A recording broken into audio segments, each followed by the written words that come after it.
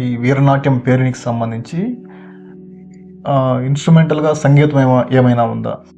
ఉందండి. నటువాంగం అనేది ఉంది. దానికి ప్రత్యేక ఆర్టిస్టులు కూడా ఉండేవాళ్ళు. వాళ్ళందరినీ కూడా నటరాజ రామకృష్ణ వివిధ ప్రదేశాల నుంచి తీసుకొచ్చి వాళ్ళకు స్థిర నివాసం ఇప్పించి వాళ్ళకు చేదోడు వాదోడుగా ఉండి వాళ్ళకు శాలరీస్ పే చేసి ఎక్కడైనా ప్రోగ్రాంలు అయితే తప్పకుండా వాళ్ళు వచ్చేవారు ఆ నటవాంగంతో.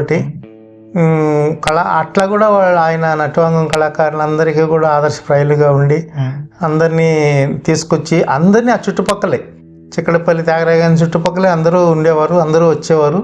కానీ కాలక్రమేణా కాస్ట్ ఎఫెక్ట్ వల్ల కానీ మిగతా వాటి వల్ల కానీ ఇప్పుడు పిల్లలు ఏం చేస్తున్నారంటే వాటిని అన్నిటినీ రికార్డ్ చేసి అది వాడేస్తున్నారు అనమాట. నటువాంగం అనేది పర్సనల్ ఇది ఏమంటే లైవ్లో లేదు ఇప్పుడు. ఓకే, రికార్డ్ చేయడం, క్యాసెట్ పెట్టి ఆడేయడం అలా ఉంది.